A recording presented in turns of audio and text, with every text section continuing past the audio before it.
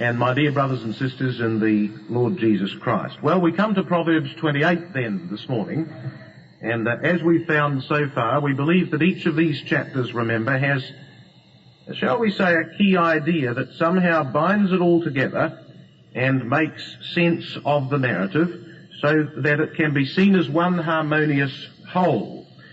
Now, we've suggested that chapter 28 is on the principles of how to show integrity. I want just to make a couple of opening comments on the spirit of this chapter before we move on to the verses that we will look at in particular. The first thing to notice about this particular chapter, Proverbs 28, is that it is different to the others in this respect, that the type of proverb changes. Now, see if you can see a key word in verse 1 that is also in verse 2. Well, I'll just keep telling you what verses it's in, and when you think you've got the verse, when you think you've got the word, rather, you can tell me. It's in verse 1, it's in verse 2. Yes, that's right. It's the but proverbs. So what we've got is a new type of proverb here. Such and so, but... And so now we've got things that are set, as it were, over against one another. It's quite unusual. It's found in this particular chapter over and over again. Antithetic parallelism, I think, is the official term. Now, what's being set over against one another in this chapter essentially is two basic ideas for life, described on the one side as that which is righteous and that which is upright. These are key words in the chapter. And on the other side, that which is wicked or perverse or evil. So these are the key words, you see. Remember how we've said that good Bible study is all about good Bible reading. We've got to find the key words. Well, they jump out of this chapter. You see verse 1, the wicked and the righteous. By the way, I think these are the verses that end the sections of this particular chapter. Verse 6, the upright and the perverse. Verse 12, the righteous and the wicked. Verse 18, the upright and the perverse. Verse 28, the wicked and the righteous. So these are key ideas, you see, all the way through this chapter. There's two ways, 2 points of view, 2 choices, 2 guiding principles being set forth before us here that we can follow. But the warning of the chapter is that these 2 choices will lead to 2 patterns of life and will ultimately build 2 different types of character and will ultimately bring 2 different ends. So it's terribly important that we choose the right way. So one way has to do with that which is wicked, that which is perverse, that which is evil, the key words, and the other has to do with that which is righteous, and there are 2 different words used for righteous in this chapter, and that which is upright. So I think the breakup to the chapter is as follows. The whole theme of the chapter is choosing the right one of those 2 paths. The whole theme is how to show integrity. Integrity is one of those words related to the righteous way, the upright way. And there are certain areas that a king particularly has to try and practice integrity. There are certain things in life where he needs to show integrity in his life. And here they are, verses 1 to 6. In seeking to uphold justice. Because a king has all power, he can judge whatever he pleases, however he pleases. Actually, last night was a good example, wasn't it? It says that they took stones and they stoned Zechariah at the commandment of the king. This was unjust judgment, wasn't it? You see, the king's got the power to judge however he likes. How terribly important, therefore, that a king seeks to uphold justice according to the principle of integrity. One of the other things that kings have, and Solomon tells us all about this in Ecclesiastes, is that they have unlicensed, no, that's not quite right. Let me think of the right word here. They have opportunity to satisfy whatever desire they may wish to have in life, don't they? A king has the opportunity to satisfy whatever desire he has. So one of the things that a king's got to be very careful of in terms of the principles of integrity, and this is, I think, the theme of verses 7 to 12, is trying to restrain desire. This is a particular challenge for a king. So easy for them to fulfill their ambitions in every way. There's integrity needed in these matters of life. Verses 7 to 12, trying to restrain desire. And another thing that's a particular challenge, you see, for a king is ever admitting that he's wrong. Because he doesn't have to do that, does he, if he doesn't want to? He's all-powerful. He needs never admit that he's at fault if he wishes not to, and yet this is a matter so terribly important to the development of his character. And so I think verses 13 to 18 we may entitle Learning to Confess Sin. Learning to confess sin. This is all part of practicing those principles of righteousness in life. So important for a king, as well as for others. Seeking to uphold justice, trying to restrain desire, learning to confess sin, and finally, in verses 19 to 28, which is the longest section, striving to live uprightly. The king's got to realize that every day there will be challenges to the principles by which he lives. And he can either live by principles of wickedness or by principles of uprightness. The choice is his, but he must choose. So verses 19 to 28, striving to live uprightly. Now we're going to look at that last section, God willing, by way of study this morning. Verses 19 to 28, striving to live uprightly. What a challenge it is. And of course not just for kings, but for we ourselves in our own lives. Well, verse 19 starts this section by saying, He that tilleth his land shall have plenty of bread, but he that followeth after vain persons shall have poverty enough. If you come back to chapter 12 for a moment, and to the 11th verse, we have what seems to be, in fact, a fairly similar proverb there. Slightly different, and worthwhile noticing perhaps the difference. Proverbs chapter 28 says in verse 19, He that tilleth his land shall have plenty of bread, but he that followeth after vain persons shall have poverty. Chapter 12 and verse 11 says, He that tilleth his land shall be satisfied with bread, but he that follows vain persons is void of understanding.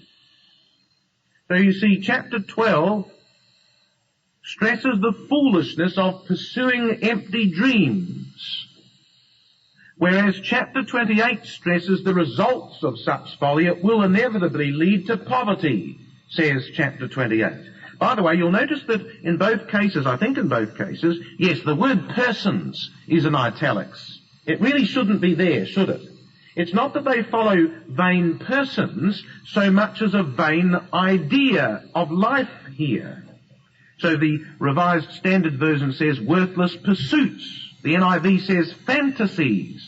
The New King James Version says frivolity. Rotherham says empty heads. It's not that they're following specifically another person, but they're following vain ideas. Well, this proverb says it's not a good idea to do that at all. In chapter 12 it's folly, and in chapter 28 here it leads to poverty. Now you see, the principle of verse 19 is really the principle of Eden, isn't it? Chapter 3 verse 19. Genesis 3 verse 19. This is the principle from Eden. Now could anyone quote that to me without turning up Genesis chapter 3? Out of the store banks of memory. The principle of this verse. Anyone like to have a go?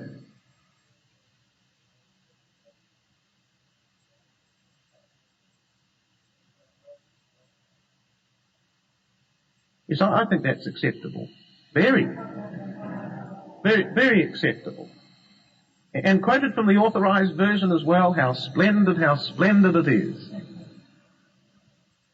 So the principle established right back in the days of Genesis is this. Now, by the way, I'm going to give you a little sort of a little phrase that I think goes with all these verses, and that's this: true gain. These verses are all about true gain. It's all about learning to live uprightly, but out of that comes true gain. If we can find the right principle to live by, there's real benefit here. So true gain in this verse, the principle is that true gain is achieved by steady, regular diligence, not by pursuing worthless dreams and frittering away time on vain ideas. There's no point in dreaming in life about sudden wealth in any sphere. The instant coffee solution and the hope of sudden riches is all part of the society in which we live today. It's not true, says the proverb. True wealth is not accrued in this way. It comes by tillage. It comes by the steady cycle of proper labour on one's own ground or area of responsibility. You can't suddenly become spiritually minded overnight, instantly. It doesn't work like that. You can't have happy marriages and wonderful children that grow up straight and true automatically, like pressing a button. True gain comes from patient labour, not by pursuing worthless promises of instant gratification. And I think that's a good principle, isn't it, for all of us to learn, because we live in a get-rich-quick society. And it's not true, says the proverb. In fact, look what it's like, verse 20. Some people are so desirous to get rich quick that, well, they tend to sort of cut corners a little bit in terms of this whole business of living uprightly, don't they? Verse 20, a faithful man shall abound with blessings, but he that maketh haste to be rich shall not be innocent. So here we've got a proverb, you see, that contrasts he that's faithful with he that hasteth to be rich, the reward of the one and the punishment of the other. Now the faithful man of verse 20, Rotherham's calls him a man of fidelity. Moffat says he's trustworthy. Young's Literal says he's steadfast. And so, you see, the implication of verse 20 is that the faithful are true to their words. They fulfill their promises. They hold to their conscience. And by implication, therefore, the person who hastes to be rich in this chapter is the one who, in their desire to obtain what they think is gain, they are prepared to break principle and to corrupt their own integrity in the rush for wealth. They're happy to resort to dishonesty and deceit, and the verse says that in the end it'll rebound upon them, because when it says he shall not be innocent, most other translations say he will not go unpunished. It's a bit like our own proverb, dishonesty never pays. So you see, his own haste for gain leads to his own eventual undoing. So what's the principle of the verse? The principle is that true gain is the result always of honest endeavour, not deceitful practice. We need to think about that in terms of the life and times in which we live. We live in a world where principles of integrity are cast away easily, quickly, aren't they? It's so easy to cut corners, just a little bit. The proverb says, no, you don't do that. That's not how true gain comes. True gain only ever comes by being absolutely faithful to one's own principles in life. You don't ever cut corners. I am Yahweh and I change not, says Malachi. God's principles are never compromised. They're never changed. They're never lowered. They're never chopped off at the corners. So we shouldn't be like that either. Verse 21 says to have respect of persons is not good, for a piece of bread that man will transgress. If you come back to chapter 18, again we have a similar sort of idea in an earlier proverb, but with some slight difference. Proverbs 18 and verse 5. It sort of sounds the same, but it's not quite right. It says in Proverbs 18 verse 5, it's not good to accept the person of the wicked, to overthrow the righteous in judgment. Now you see, the emphasis on in Proverbs 18 and verse 5 is really on the injustice that is done to the defendant, isn't it? The emphasis is on the injustice done to the defendant. But that's not the emphasis here in chapter 28, verse 21, is it? The emphasis here is on the corruption of the judge. To have respect of persons is not good, and for a piece of bread that man will transgress. But the man of the verse is the man judging, and he shows partiality. He's the person who's able to exercise authority. Now we know what the law said. The law said, didn't it? Leviticus 19 verse 15, Deuteronomy 16 verses 18 to 20, judges were never ever allowed to receive gifts or bribes. Why? Why should they never receive gifts or bribes? Because it would compromise their impartiality as a judge. Now, you see, what's happened in this verse is this judge has shown partiality by being either unreasonably harsh on a poor person, or perhaps on a stranger whom he doesn't know, or unreasonably lenient on a rich person, or perhaps on a relative or somebody he does know. And the transgression of the verse is that this bias will be shown where it is to the judge's benefit. You see, this judge is out for what he thinks is gain. And you see what the verse is saying? That some people will compromise their principles for the smallest advantage. For just a piece of bread they'll do this, says the proverb. So the principle of the verse is that true gain is never achieved by compromising truth or by showing partiality in life. You know, we need to think about these principles, because there's lots of times in life where we all find that we're in the position of judge of other men's thoughts, judge of other people's motives, judge of other episodes in life. And we all have the opportunity to either uphold the integrity of not compromising truth, or perhaps for a little piece of bread to just lean a little this way, perhaps. We shouldn't be like that, should we? That's not the divine principle. Verse 22, he that hasteth to be rich hath an evil eye, and considereth not that poverty shall come upon him. You see how the margin, well, at least in the authorized version, you see how the margin reverses the first part of this proverb. Instead of he that hasteth to be rich hath an evil eye, he that hath an evil eye hasteth to be rich. So, of course, the question is, what's the evil eye?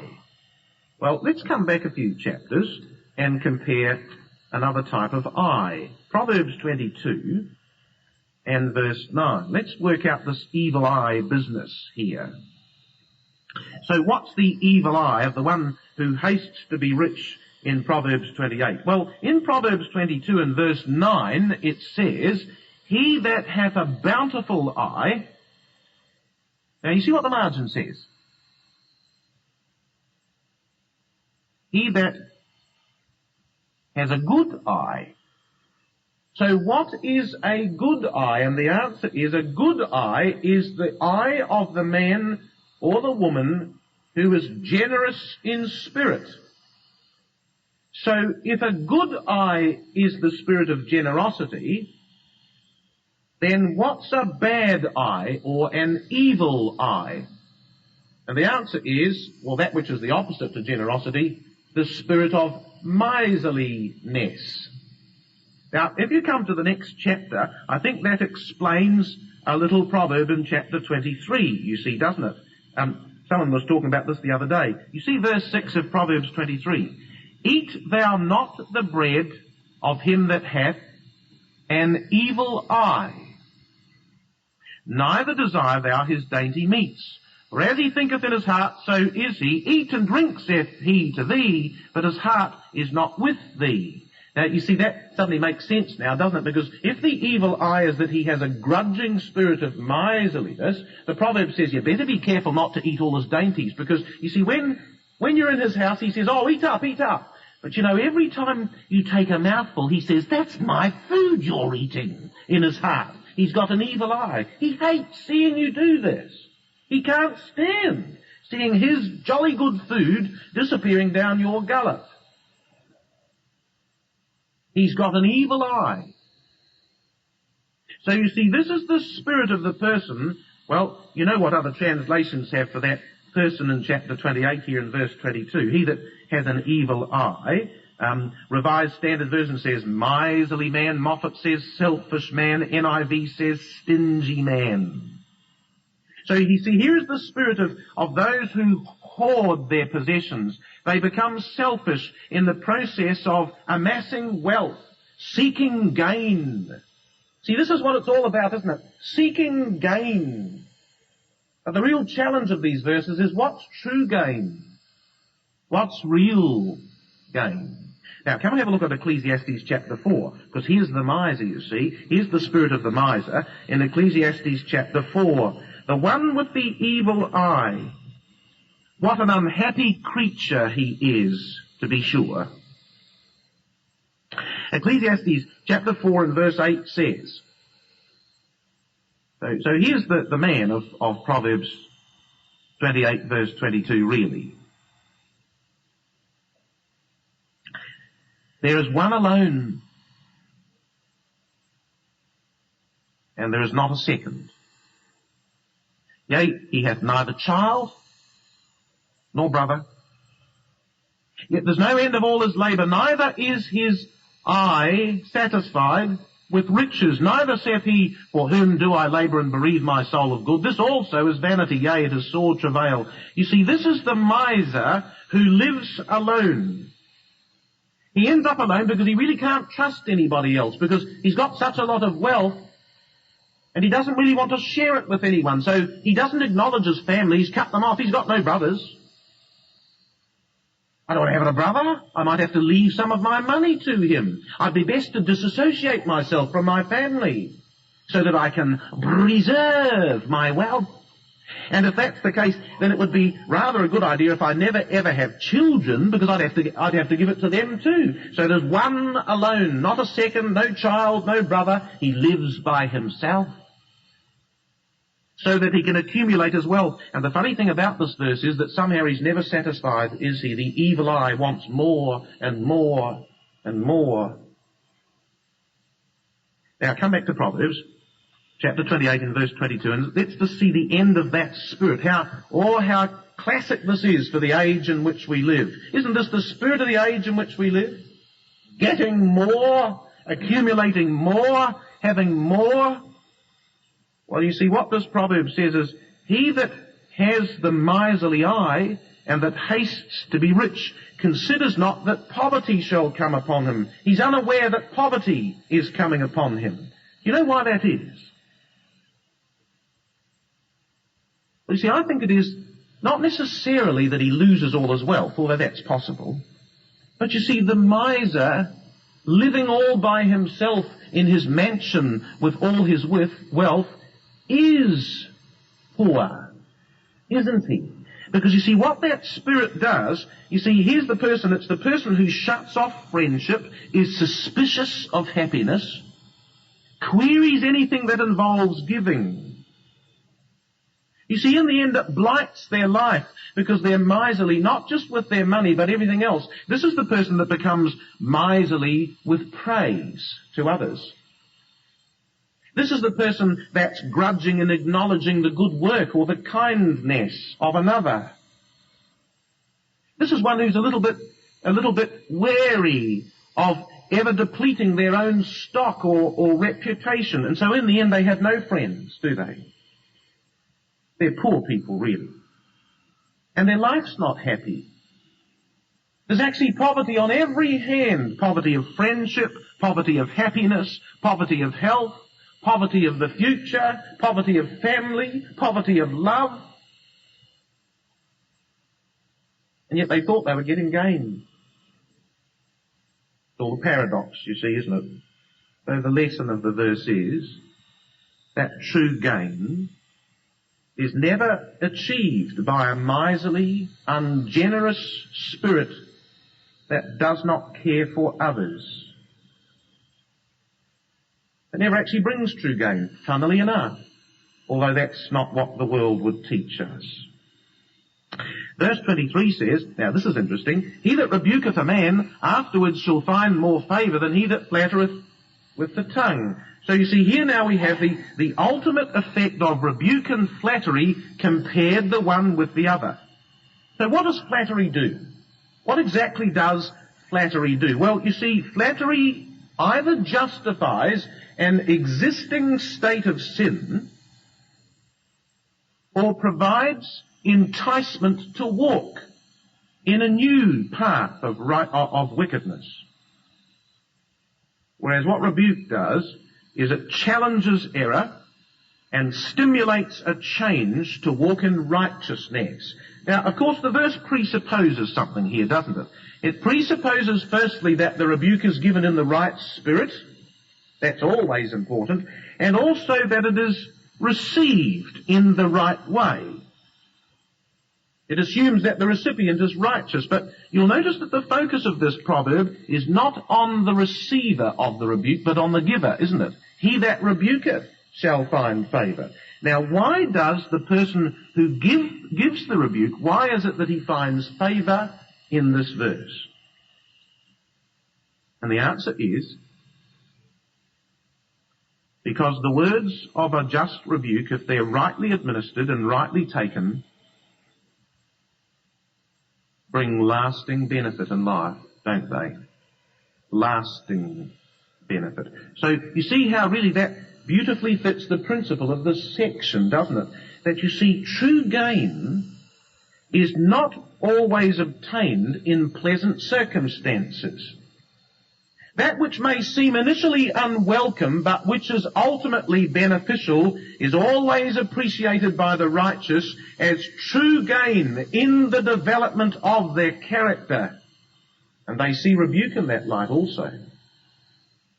That to them, because rebuke improves and purifies, they believe that to be true gain in the development of their lives before the Father.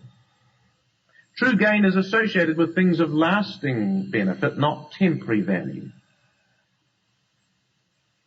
Verse 24 says, whoso robbeth his father or his mother and saith, it is no transgression, the same is the companion of a destroyer. So you see what verse 24 says. The emphasis isn't just on the fact that this person robs their parents. It's also in the fact that they claim that no sin is involved. They say there's no transgression here. Not just that they've done this wicked thing, but that they claim that they are free from error in the process. Robbery of a stranger is evil. How much worse must it be to rob one's parents? Now, let's have a look at the divine principle firstly. In the 1st of Timothy chapter 5, which of course has been part of Brother David's studies, this principle, which we've already seen in his studies, is enunciated. The principle of care for parents, the responsibility of care for parents. It's a divine principle. Now you see what the 1st of Timothy 5 says, and verse 8 for connection.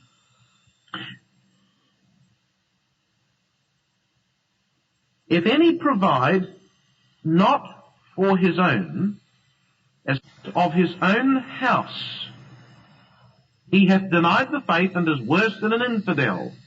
Or verse 4, if any widows have children or nephews, let them learn first to show piety at home, and to requite their parents. To requite, there's a lovely old English word. Requite their parents. For this is good and acceptable before God. So you see, the divine principle is that of care towards parents. That's part of Exodus chapter 20 verse 12, isn't it? The great commandment, thou shalt honour thy father and thy mother. It's part of the 10 Commandments to show that principle of care.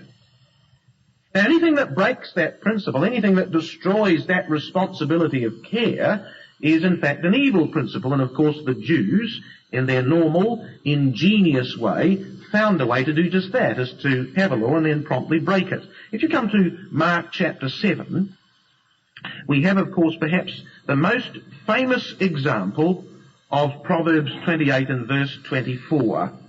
Whoso robbeth his father or his mother, and saith, It is no transgression. The Jews had found how to do that, you see. So remember these words in Mark 7 verse 10. It says, Moses said, Honour thy father and thy mother, and whoso curseth father or mother, let him die the death. But ye say, If a man shall say to his father or mother, It is Corban, that is to say, a gift by whatsoever thou mightest be profited by me, he shall be free, and ye suffer him no more to do aught for his father or mother. Of course, you know what the Corban law was, don't you?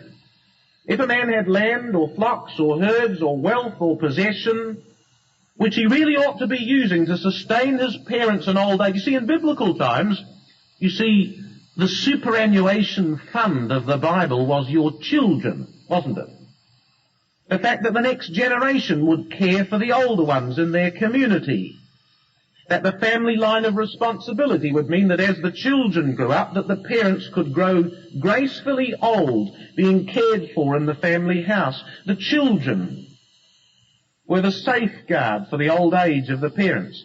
Now, what this person in Mark chapter 7 did is this. He's got all his wealth and his possessions, and there was a law that said, but if you're prepared to devote those to the temple, then you don't have to use them for the care or maintenance of others. Mind you, you've got the use of them in the meantime. So a person could say, well, my house, my fields, my flocks, my possessions they're Corban.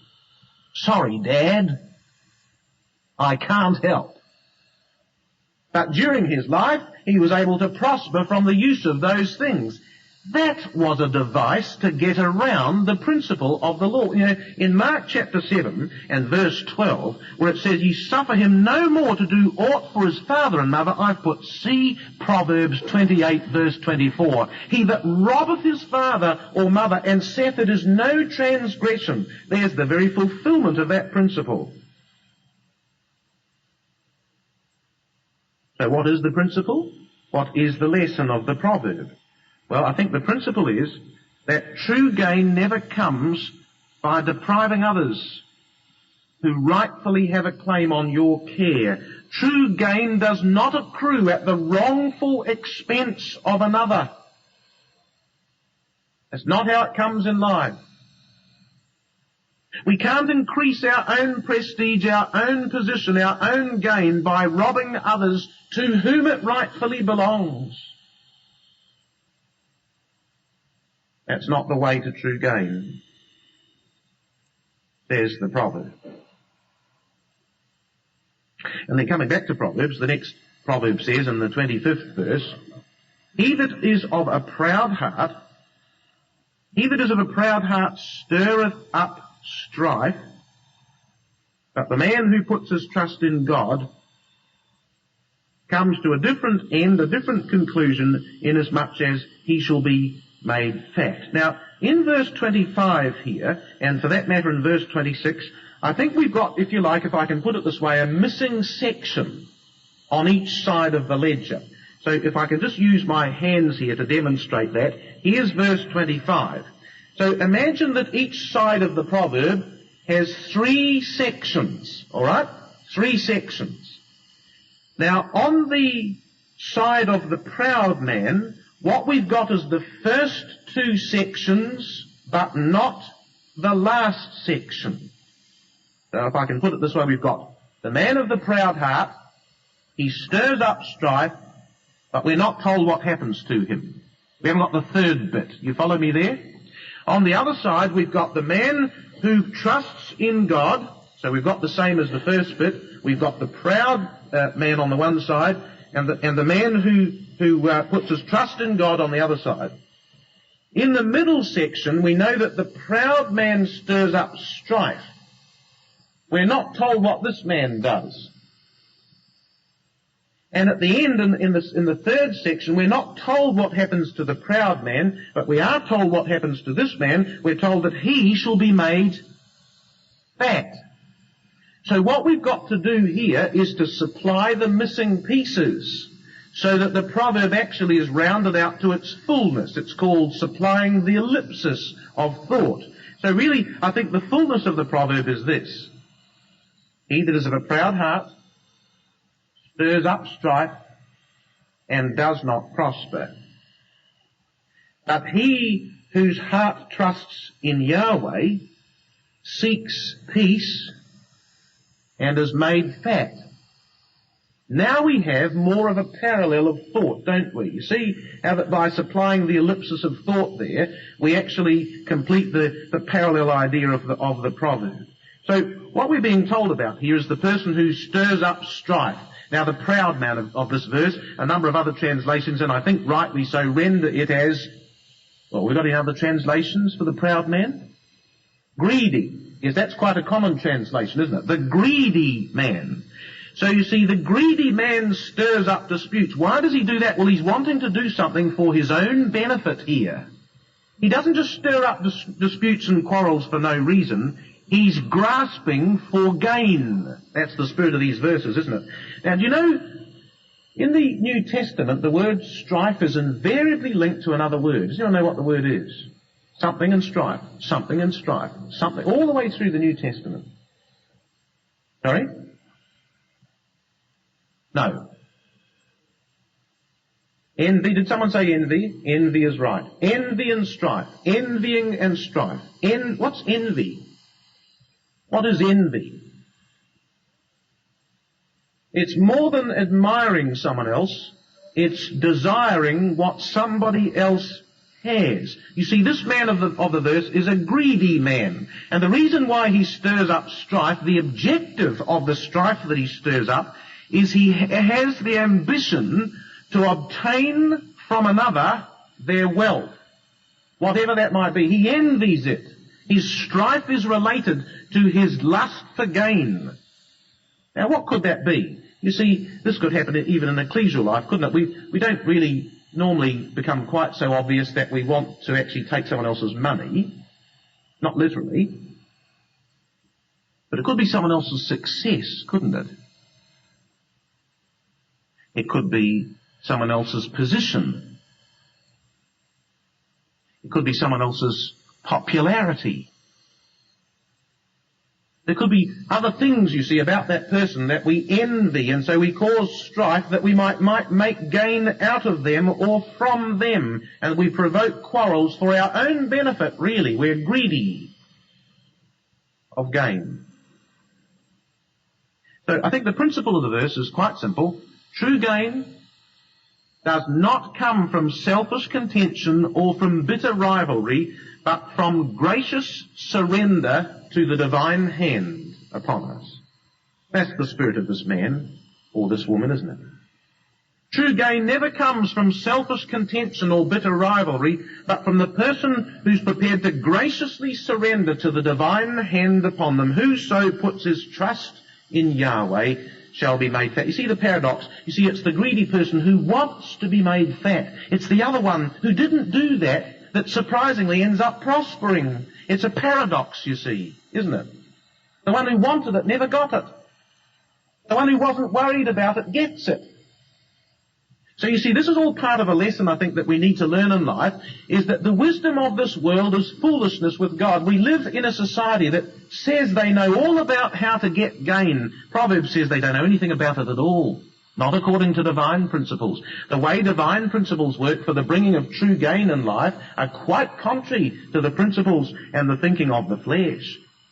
As the next verse goes on to show, because verse 26 says, "He that trusteth in his own heart is a fool, but whoso walketh wisely, he shall be delivered." Again, I think, by the way, in this particular verse, we've got, again, a missing piece on both sides of the ledger. Now, the bit that we've got missing on the one side, the negative side, is the bit at the end, the third section again. And the bit that we've got missing on the positive side is the first section. So let's put our proverb together here and supply the ellipsis. Verse 26. "He that trusts in his own heart is a fool," would be counterbalanced by the person who trusts in God. All right? Even though it's not stated. The person who trusts in God. The next section is that this person is a fool, whereas this one is wise. They walk in wisdom. This one, it doesn't say what happens to them, but this one shall be Delivered. So if this one is delivered, what do you think happens to this one? He's destroyed by implication, isn't he? So again, the fullness, therefore, is that he that trusts in his own heart is a fool who shall be destroyed, whereas the person who puts their trust in God is able to walk in wisdom, and they shall be delivered. So again, we've got a paradox, you see, to what the world would teach us. Because you see, what this proverb really says is this. Here's the principle, that true gain, funnily enough,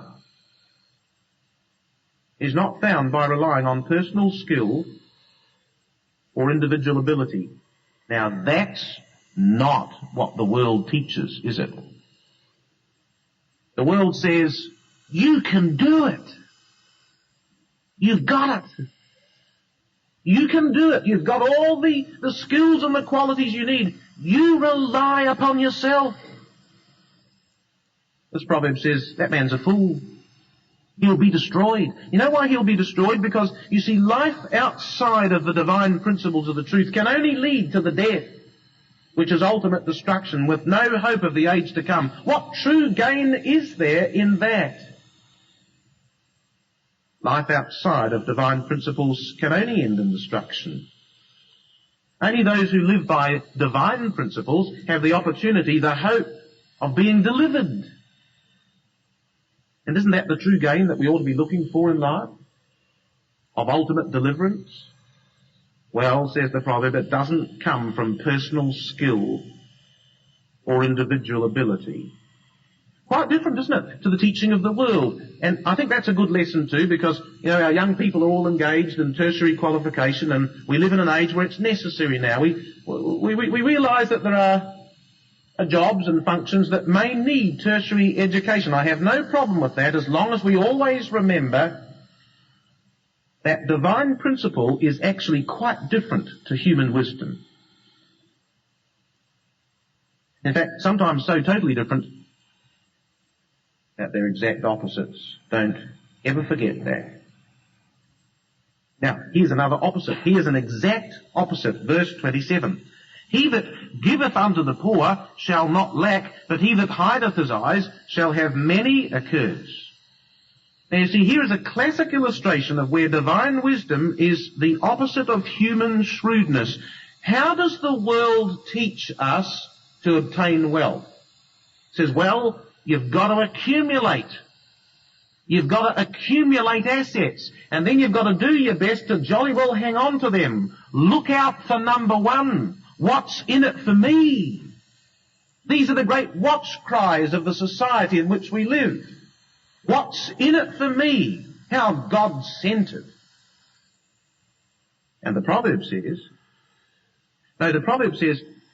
you've actually got to develop the spirit of generosity. You've got to learn to think of others. You've got to show the principle of care if you want to gain. If you want to make gain for yourself, says the proverb, think about others. Pardon? Yes, that's right. Think about others, says the proverb, if you want to make gain for yourself. There's a paradox here based on divine principles. Do you know why these people never lack? I can think of at least 4 reasons why these people that give to the poor, that have learnt that spirit of care for others, why they never lack in life, compared to those who, when they see poverty or need, they shut their eyes so that they don't, in fact, have to give. Well, you see, I think the first reason why these people are better off is because they actually have a more positive outlook on life as a whole, even in times of trouble. The generous spirited actually cope, with trouble better than those who are ungrateful and who are only thinking of... When a person only thinks of themselves and they plunge into trouble, what happens to them? Their whole world comes to an end. It shatters. Woe is me, I am undone. Why me? Why this? Why now? Because it's all about me, you see. But the person who actually thinks about others, when they fall into trouble, they say, oh, well, count your blessings. They do. They have a more positive outlook on life, even in times of trouble, that enables them to cope. And the second reason why they're better off is if these people ever fall into difficult circumstances, guess who rallies around to help them? Why, those that they have helped when they gave to the poor. Those who have been touched by their kindness, who now love to respond when those people who have been generous to them suffer some difficulty in life. The third reason why I think these people are better off is because they have a better work ethic to recover from loss. You know, Christadelphians ought to be fantastic employees. Doesn't matter what our tertiary qualifications are. You know, I say to my children, I think I've said this before, that whatever your tertiary qualifications are, there are several other attitudes that are far, far more crucial to success in the truth and in life in general. And two of them are, be persistent and be passionate about what you do. Now you see, here there's another principle here, and that is the spirit of giving. Christadelphians ought to be able to rise in their employment to heights that other people don't rise to. Not because we're desiring that, by the way, or we're ambitious of that, but because we have the spirit of those who've learnt to give. Can I help? Is there something I can do? Can I go the extra mile? Could I stay behind? We should be excellent employees, shouldn't we? Because of that spirit that thinks of others. And here's the fourth reason why these people, the people of this proverb, never lack. It's because of two other verses. Chapter 11, Proverbs 11, verse 24.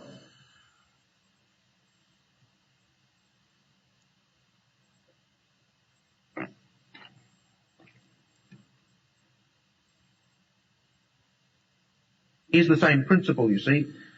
There is that scattereth, and yet increaseth. So I'll read that again. We went too fast then, didn't we? There is that appears to scatter, and yet somehow it's associated with increase. And there is that withholdeth more than is meet, but it tendeth to poverty. See the principle? Those that learn to scatter, to give, to apportion, to disperse, funnily enough, find that in some secret, mysterious way they receive increase back in the very process of giving out. It somehow seems to come back. Whereas those that withhold find that it only tends to poverty. Chapter 19 and verse 24. No, it's not chapter 19 and verse 24. It's chapter 19, verse 17. And you see, here's the other key. He that hath pity upon the poor, now here's the key. He that hath pity upon the poor lendeth unto Yahweh, and that which he hath given will he pay him again.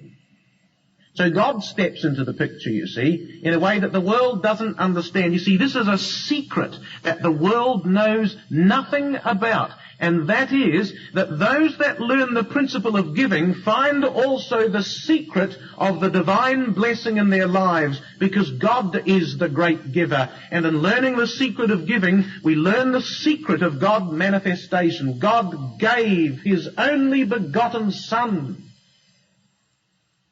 Giving is a principle of God. And those that learn to practice that principle find the secret of the fact that He will repay in our lives. The world doesn't understand that. Now come back to Proverbs, because we must finish, because our time is gone, and I will be in trouble with the recording brethren shortly. So Proverbs 28 and verse 27 says, He that giveth unto the poor shall not lack, but he that hideth his eyes shall have many a curse. Let's just summarize the principle. Here's the principle. It's a wonderful one. You ought to take a note of this one, because it's actually, they're all good, aren't they? But I think this is important. True gain comes not from learning to keep, but from learning to give. Now there's a paradox for life. True gain comes not from learning to keep, but from learning to give. That's the secret of the divine character, you see, intermixed into the principles of our own daily life. Verse 28, the matter comes to an end. When the wicked rise, men hide themselves, but when they perish, the righteous increase. And so the cycle finishes. You see how the story began? You see how the chapter began? When it starts with the wicked, and it ends in verse 28 with the righteous. But I think verse 28 is really an advance on verse 12, isn't it? It's really the cycle of verse 12 brought through to conclusion. Verse 12 says, when righteous men do rejoice, there is great glory, but when the wicked rise, a man is hidden. And now verse 28 says, when the wicked rise, men do hide themselves, but inevitably the cycle will come round again, and when they perish, the righteous shall increase. And so the lesson of the verse here is that of the final triumph of right principles, the final victory of integrity. And so the lesson, the story of this chapter is that whatever path you choose in life will develop an entire character. But only one path will bring true and lasting gain that reaches into the future itself. The one is a manifestation of the principles of the flesh. The other is a manifestation of divine principles that will bring us happiness not only in this present life, but give us, of course, the promise of life to come. How important that as wise kings we should choose the right path and the right way and the right principles to live by. In the words of Timothy, which says in one particular place, and how appropriate to the spirit of this chapter, he says, godliness with contentment is great gain, doesn't he? 1 Timothy chapter 6 and verse 6. So let us conclude then with the thoughts of the hymn that we shall sing in conclusion. Because here's the spirit of Proverbs 28. Blessed are they that undefiled and straight are in thy way, who in the Lord's most holy law do walk and do not stray. Blessed are they who to observe his statutes are inclined, and who do seek the living God with their whole heart and mind. Such in his ways do walk, and they do no iniquity. Thou hast commanded us to keep thy precepts carefully. O that thy statutes to observe thou wouldst my ways direct, then shall I not be shamed when I thy precepts all respect.